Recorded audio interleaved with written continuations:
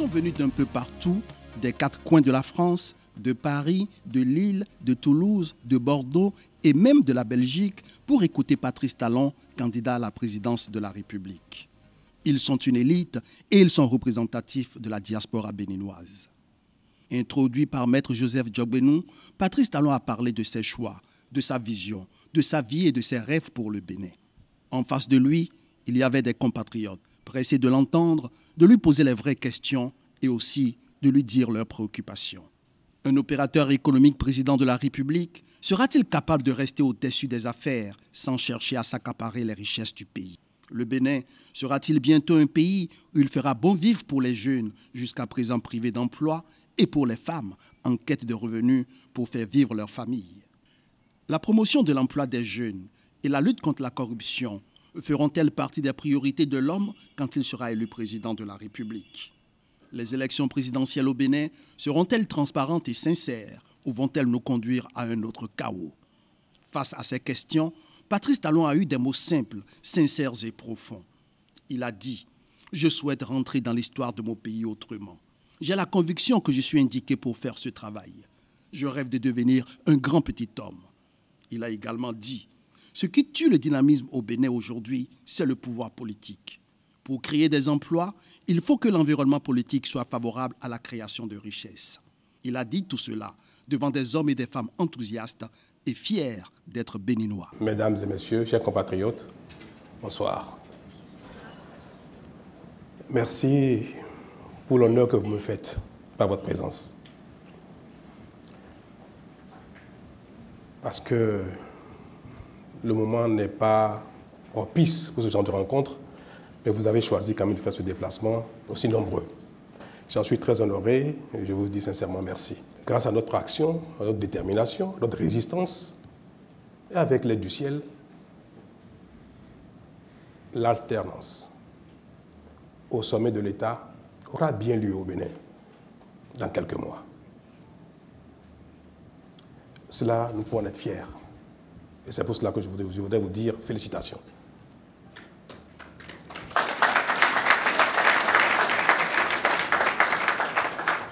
Certes, il y aura alternance bientôt. Le pouvoir exécutif va changer de main.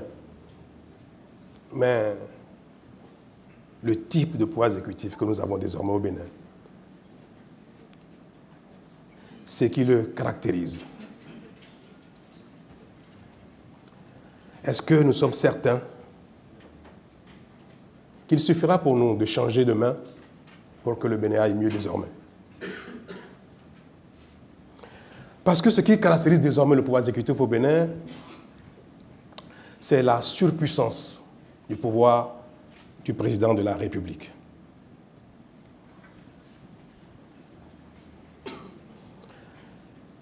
C'est le clientélisme absolu, la promotion des soumis et des griots au détriment du talent, des valeurs et de la compétence. Le pouvoir exécutif, tel qu'il est aujourd'hui au Bénin, il est contraire à notre idéal de démocratie. Le régime finissant a eu le mérite de nous révéler les failles de notre système, de notre constitution, qui ont permis de faire désormais du pouvoir exécutif un pouvoir mauvais. Parce que désormais au Bénin, le pouvoir exécutif contrôle tout et soumet tout. Il contrôle et soumet la Cour constitutionnelle, il contrôle et soumet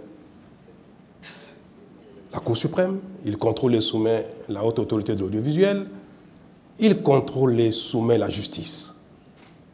Et à défaut d'y parvenir, il la paralyse.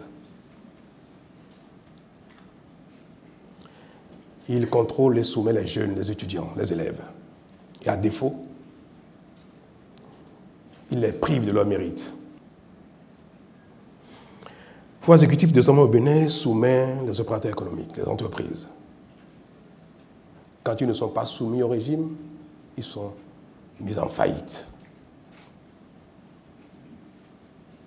Les élus locaux, les maires, les députés, la classe politique. Quand elle n'est pas soumise, elle est combattue. Pourtant, le Bénin est un pays de talent. Le Bénin est un pays de gens dynamiques. Moi, je connais très bien la sous-région ouest-africaine. Afrique centrale aussi un petit peu. J'ai des intérêts dans beaucoup de pays ouest-africains. Je sais que les Béninois sont au-dessus du lot.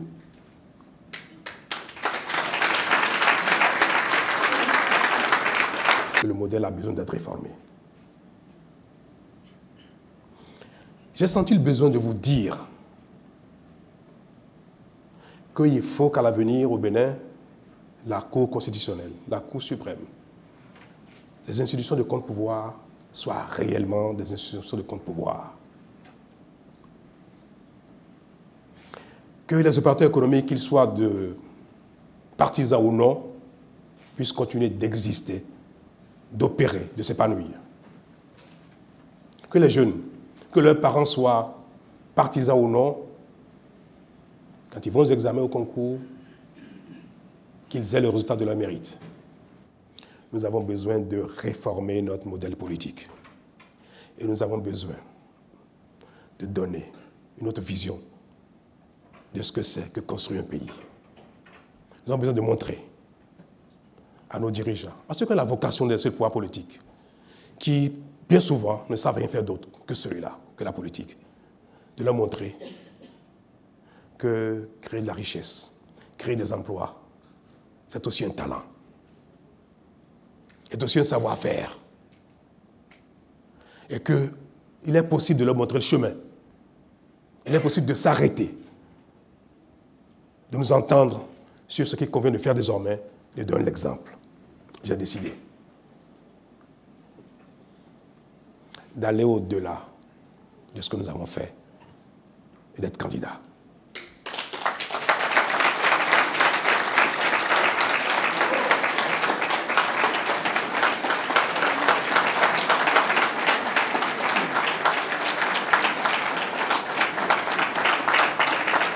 Merci, merci. J'ambitionne. Avec la classe politique, avec ceux qui ont vocation à exercer le pouvoir, j'ambitionne avec eux de réformer le modèle. Quelques semaines, quelques mois suffiront en 2016 pour le faire. Puis après cela, montrer qu'il est possible d'inverser le cours de la pauvreté au Bénin. Parce que moi, je l'ai expérimentalisé, je l'ai vécu. Parce que j'ai choisi, je suis arrivé aux affaires par le hasard. Et j'ai découvert qu'il est facile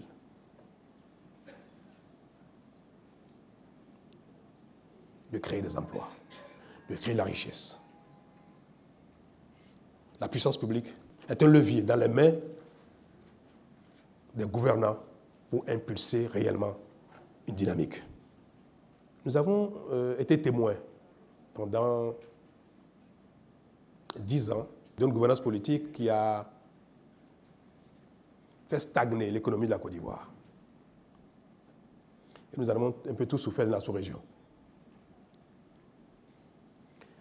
Sans faire la promotion ou chanter les louanges du pouvoir actuel, je fais seulement le constat que, en quelques années, la Côte d'Ivoire a révélé au monde qu'on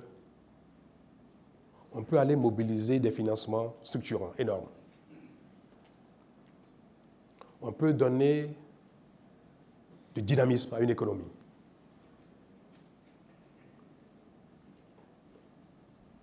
On peut changer le cours des choses.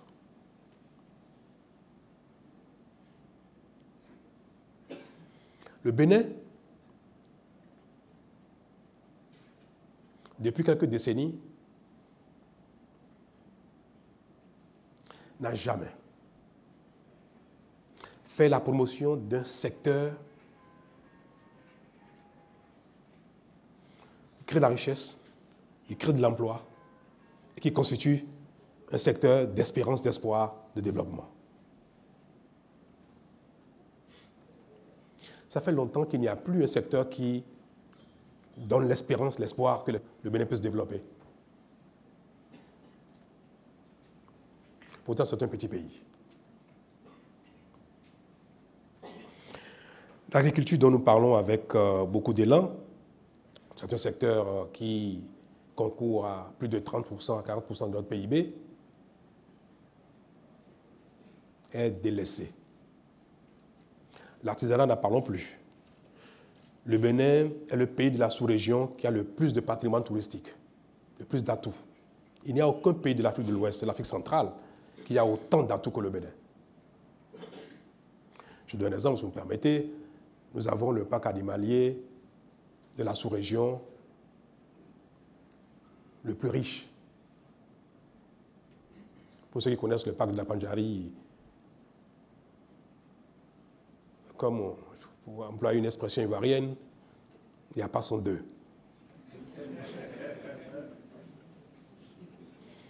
Nous avons les villages de lacustres qui sont dans un état épouvantable, invendable. Ceux d'entre vous qui prennent le risque d'amener des amis au Bénin dans le village lacustre ont subi la honte. Peu d'efforts et nos villages lacustres seraient des produits touristiques extraordinaires. Nous avons notre patrimoine artistique et culturel relevant de nos richesses endogènes, le vaudou. Le Bénin porte dans le monde, je vais dire, cette casquette que c'est le pays du vaudou. Parfois, nous en avons bien honte, parce que c'est bien souvent que ce sont les côtés... Non, pire que ça, le côté mystique, maléfique de nos vaudous qui nous préoccupe surtout, nous tous. Quand on parle du Bénin, on parle du vaudou, on ne voit que ça.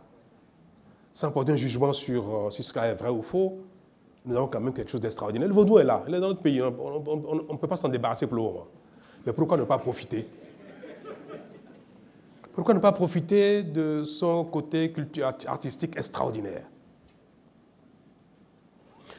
Moi, j'ai été à Bali, j'ai vu que le seul atout, le seul attrait touristique de Bali, ce sont les couvents, ce sont les temples de l'hindouisme. Ils n'ont rien d'autre avant, ils n'ont même pas de belles plages à Bali. Ils n'ont que ça. Et ça fait la richesse de ce pays-là. On a vu Cuba, qui a connu, en train de connaître un boom extraordinaire, rien que par le tourisme. Le tourisme est devenu la première source de revenus de Cuba depuis les 10 dernières années, ou 15 dernières années, parce qu'ils ont commencé il y a bientôt 15 ans. Cuba, il y a quoi? Non, avant ça, il y a le nom, la renommée ancienne de Cuba. Il y a le patrimoine de Havane. Puis il y a la salsa et le tabac. 4 choses. Le Bénin a plus que ça.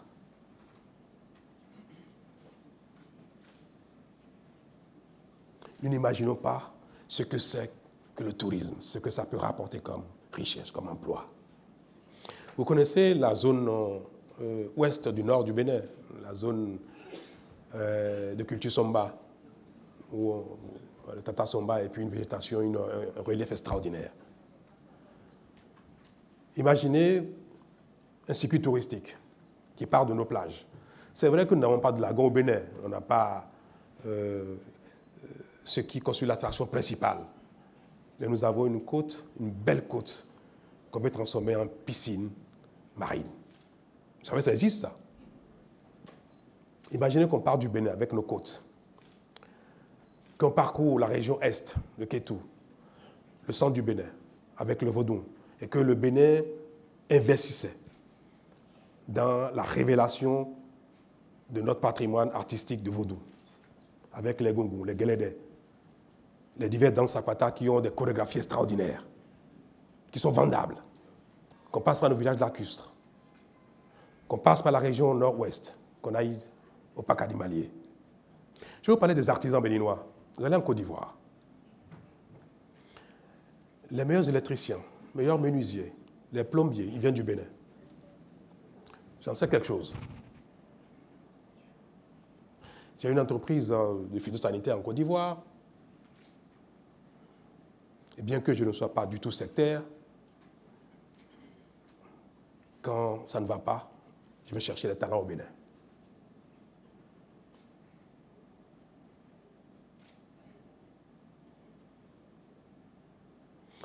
Mais sommes-nous maudits à ce point?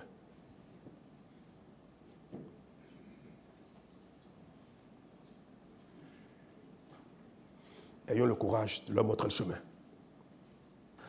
Parce que c'est notre pays à nous tous. Si ce courage nous manque, nous allons, comme nos aînés, finir nos jours malheureux,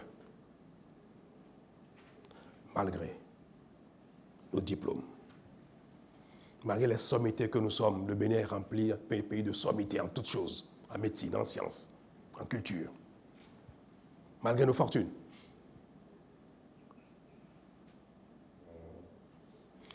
Maître, j'ai été trop long, tu m'en excuses. C'est mon coach, donc parfois il me... C'est pour dire, chers amis, chers compatriotes, que ce soir, j'avais une seule phrase pour vous. Le reste, c'est un peu l'habillage. Une seule phrase. Je souhaite rentrer dans l'histoire de mon pays autrement.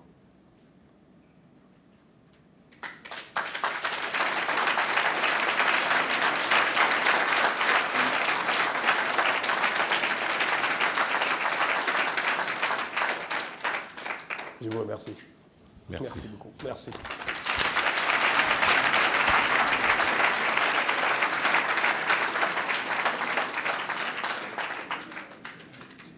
Que dire? Vous n'avez pas été long, vous avez été sincère. Vous n'avez pas été trop long, vous avez été trop sincère.